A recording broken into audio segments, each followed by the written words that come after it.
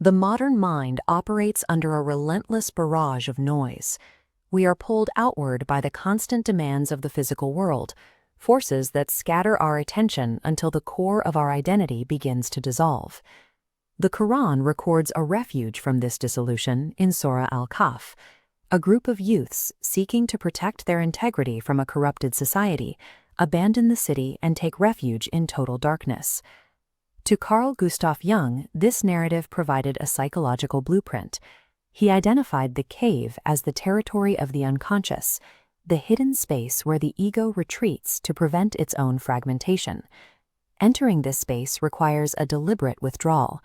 The conscious ego, battered by external forces, must step back and shield itself from further erosion in order to survive. The youths in the story fall into a deep sleep that lasts for centuries. This extended suspension of waking life serves as a psychological incubation period. In the safety of the dark, the mind gathers the latent strength required for rebirth. Every person carries this architecture. Preservation in a chaotic world requires the ego to periodically step away from the light and inhabit its own internal darkness. Once the mind awakens from its incubation, it begins a search for what has been lost. The narrative illustrates this through a traveler's meal, a dead fish that suddenly revives and slips back into the sea. This academic text outlines Jung's reading of the event. He identifies the sea as the vast expanse of the deep unconscious, and the revived fish as the human soul finding its way back to the unseen realm. Following the fish is a prophet of law and rules, Moses. In Jungian terms, Moses embodies the rational ego, traveling to the meeting place of the two seas, the point where consciousness meets the unconscious. There, he encounters Khidr. Khidr acts as the manifestation of the self, a deep, divine wisdom that operates entirely outside the boundaries of human predictability. The resulting journey is fraught with friction. Khidr takes actions that appear reckless or cruel to a logical observer.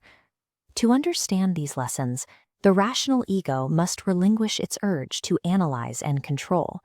Reason alone cannot solve the deepest mysteries of existence.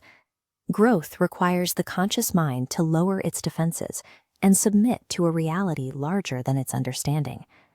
But accessing this profound internal wisdom carries a risk. If the ego attempts to claim this universal knowledge as its own personal achievement, it suffers from ego inflation, a state of psychological arrogance. We see the results of this inflation in historical figures. When a mind like Friedrich Nietzsche's believes it has conquered the secrets of the universe, the resulting pressure can shatter the ego entirely. To survive exposure to such vast unconscious forces without losing sanity, the mind must construct a rigid, impenetrable psychological barrier. The Quranic narrative concludes with Dhul-Qarnayn, a leader who encounters an oppressed people. To protect them, he builds a colossal wall by pouring molten copper over blocks of iron, sealing a mountain pass against a relentless enemy. The invaders in the story, Gog and Magog, represent the shadow.